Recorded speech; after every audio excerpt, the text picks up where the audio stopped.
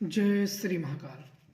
आज एक आप लोगों को अपने अनुभव शेयर करूंगा जो कि काफ़ी खतरनाक है और बहुत लोगों को दिखाने के बाद भी वो समस्या हट नहीं रही थी। जो देखने जा रहा था उसी की वो पिटाई कर दे रहा था। जो जानकार उसे देखने जाए उसका बेइज्जती करे, अपमान करे और अन्य तरीके से उसकी किसी नीचा दिखाने का प्रयास करे। जो मैंने सुन रखा था तो वो मेरे पास ही आए, बोले कि एक औरत के ऊपर बहुत भूत आते हैं, वो उसे कोई ठीक नहीं कर सकता है, तो आप एक बार चलो उसे देखो। तो मैंने कहा कि अच्छा, लोग आ रहे हैं तो ठीक क्यों नहीं कर पा रहे हैं, क्या बात है? बोले कि उसके ऊपर जब वहाँ जाते हैं कुछ देखने का इधर उधर प्रयास करते हैं तो वो उन पर गुस्सा हो जाता है और मारने पीटने लगता है, भगाने लगता है, गाली गलौज देने लगता है। तो मेरा भी मन नहीं जाने का था, करे ऐसे भूतों को कौन देखेगा।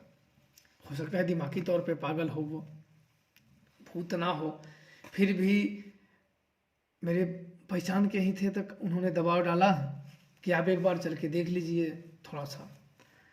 तो मैंने कहा चलो अच्छा ठीक है, एक दिन चलते हैं। तो समय रखा गया, तो उस दिन भूत और तांत्रिकों को बुलाया, अवघड़ों को बुलाए गए थे। तो मुझे तो पहले नहीं बताया, मुझे वहाँ जाने के बाद पता चला। तो दिन रखे कि चलो सोमवार को वहाँ इधर रखा जाए। तो वह ठीक है, चलो सोमवार को रखते हैं। तो सोमवार हुआ तो सुबह में हम सब यहाँ से निकले, वहाँ पहुँच गए। अब वहाँ जाने के बाद सब बैठ गए।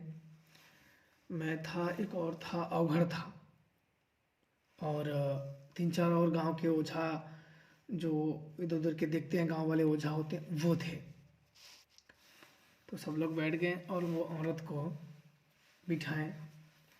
बिठाने के बाद उसको, और पहले तो मैं शांति से ही बैठा था कुर्सी पे ही। मेरे को कुर्सी दे दो, मैं जहाँ सब लोग बैठे थे, मैं वहाँ से थोड़ा सा दूर कुर्सी लेके साइड में बैठा। मैं दर्शक दर्शक जहाँ दूर दूर दर्शक, बहुत भीड़ लगी थी, तो जैसे दर्शक लोग बैठते हैं तो मैं थोड़ा दूर में बैठ गया था कि भाई क्या बात है क्या नहीं है। मुझे एक दूसरा जानकार मुझे बुलाया था, तो बोला कि आप चलो वहाँ देखिए। तो वो देखा, उससे ठीक नहीं हो रहा था, तब मुझे वो बुलाया था कि आप एक बार चलो और देखो। तो मैं चलो ठीक है, तो उसके कहने में गया था। और मुझे वहाँ कोई पहचान नहीं रहा था क्योंकि वो दूर था, पूरा एकदम गांव इलाका था, तो मुझे कोई पहचान नहीं रहा था। हाँ, नाम मेरा जानते थे लेकिन मुझे नहीं जानते थे कि ये वही है। तो बोले कि अरे वो उधर का एक जानकार बुलाया थे कि नहीं? बोले नहीं, आएंगे भी, आप चलो आगे बढ़ते हैं। तो मेरे ही बारे में बोल रहे थे लेकिन मुझे पहचान नहीं रहे थे। तो जब हम सब बैठे तो वो जो अवघड़ था, सबसे पहले उसने बोला कि आज जो हो आ जाए इसके ऊपर अभी। और कुछ मंत्रों को उसने पढ़ा।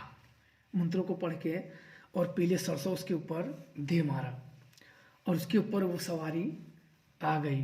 अब आ गई उसके ऊपर सवारी, और वो था कड़िया का देव। वो आ गया पूरा। तो आने के बाद तो लगा हंसने कि तू मुझे हटाएगा, कड़िया का देव, उसे मैं जानता हूँ, वो एक दानवीर है। दानवीर है वो, तो पता नहीं कितने हजारों भूत प्रेत आत्माओं, पता नहीं कितने को दान, कब से वो दान लेता है भूतों आत्माओं को। तो आ गया ऊपर। तो मैंने भी देखा कि कड़िया का देव तो बहुत शक्तिशाली है।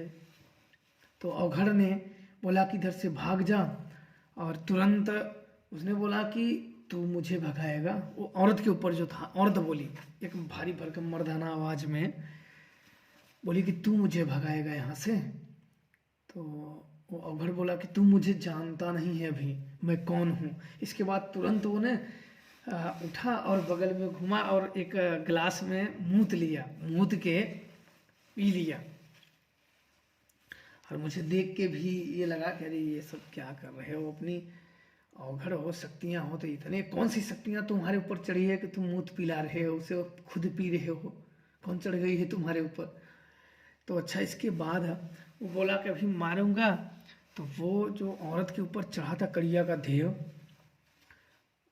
वो बोला कि अभी शांत हो जा, नहीं तो पटक के, ऐसे ही उसको बोला। मैं भी सुन ही रहा था, मैं कुछ बोल नहीं रहा था, क्योंकि मैं थोड़ा ग्राउंड में जो ओझा लोग तांत्रिक लोग बैठे थे ग्राउंड में थोड़ा सा बगल कुर्सी लेके बैठा था। मैं देख रहा था कि पहले किसी चीज़ों को या कहानियों को या जो चीज़ घटना घटे उसे देख ना लो, समझ ना लो, कुछ बोलना उचित नहीं होता है, क्योंकि कभी कभी बिना मतलब के बात लोग उस व्यक्तियों को और मुसीबत में डाल देता है। इसलिए जान लो, समझ लो स्थिति को, तब जाके आप बोल सकते हो।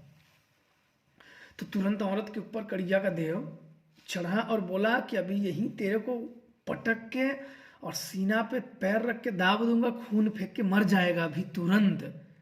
ये क्या तू मेरे को दिखा रहा है? ये मुंह तो पी के तू मुझे पकड़ेगा? तू जानता है अभी पटक के तेरे सीने पे चढ़ जाऊंगा, मुंह से खून फेंक के मर जाएगा अभी, दिखाऊं? तो मैं बोला नहीं नहीं नहीं महाराज जी, नहीं नहीं नहीं। मैंने सोचा अरे इतनी बेइज्जती ये कर रहा है। तब और लोग सोचे कि, और जो बगल के थे और जो गांव वाले ओझा थे वो तो बोल ही नहीं रहे थे, बोले कि अवघड़ ऐसे हो गया है, तब तो यहाँ तो बहुत दिक्कत है।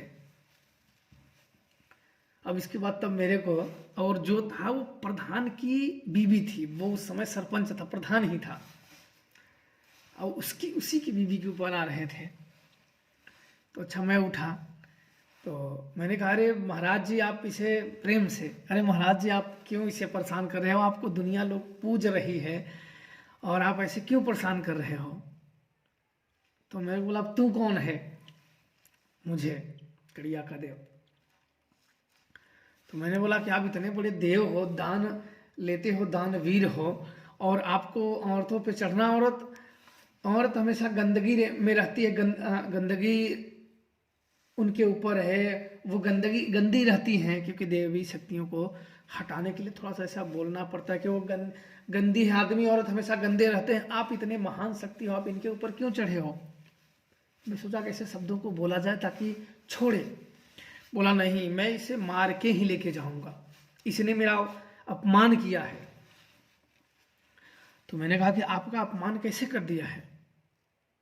बोले कि इसने मेरे यहाँ पूजा करने आई और मुझे बोली कि मैं देवी देवताओं को नहीं मानती हूँ, तब इसे मैं बनाऊंगा अपने वहां, मैं इसे दासी बनाऊंगा इसे, और इसे तब मनवाऊंगा कि क्या होते हैं हम सब, अब इसे कोई बचा नहीं सकता है।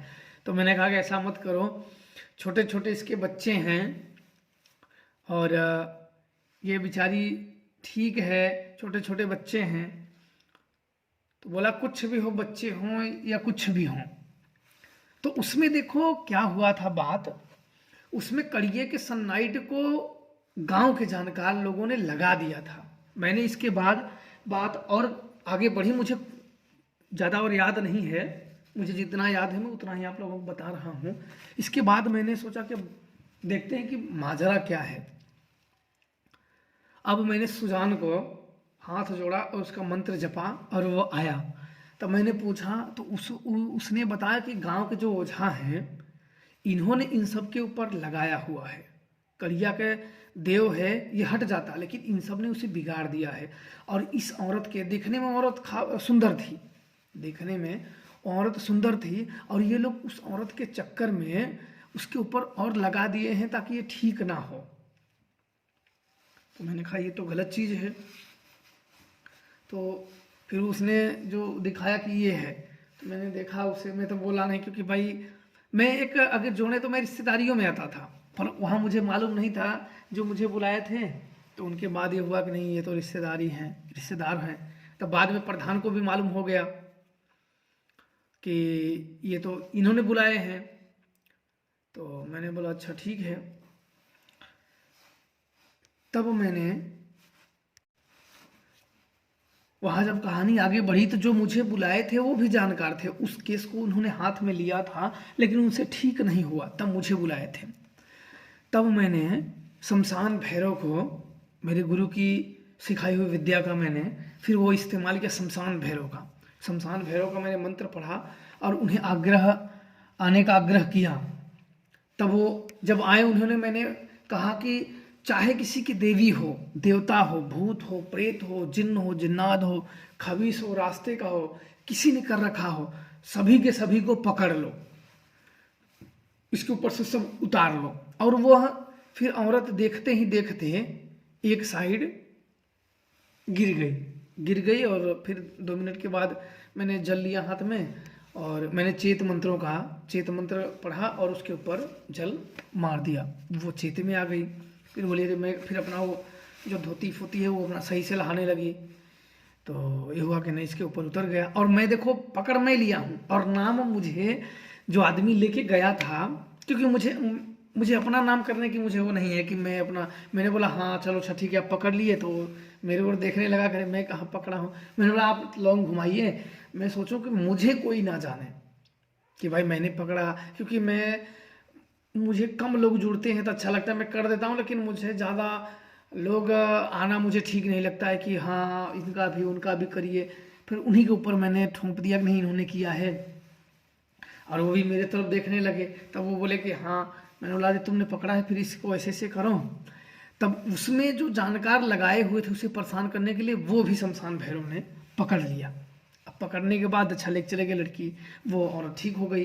प्रधान भी आया, जो सरपंच था वो भी आया, तो बोला कि अरे आपने ठीक कर दिया, नहीं बहुत दिन से ये सोई नहीं थी, बस भाग रही थी, हम लोग इसे बांध बांध के रखते थे रातों को कहीं भाग ना जाए। मैंने कहा कोई बात नहीं, अब ऐसा नहीं होगा। तो बोले कहाँ कहाँ का है, तो बोले कि एक ने बोला कि भरहा बुलाओ, जो खेल खेल के गा गा के बताता है कि भाई किसने किया है कहाँ से किया है। बोला हाँ कोई बात नहीं बुला लो जहाँ का बुलाना है। तो बोले कि एक दाना का वो बहुत पैसा लेगा। तो ये हुआ कि ठीक है कोई बात नहीं आने दो, जितना भरहा को आना है उतने को आने दो। तो वहाँ से हम सब चल दिए, मुझे भी घर जाना था। तो मैंने कहा ठीक है जब वहाँ रख लेना तब मुझे बताना, तो फिर आएंगे। तो बोले ठीक है। तो सब वहाँ चाय नाश्ता जो हुआ, इसके बाद हम घर चलते बने।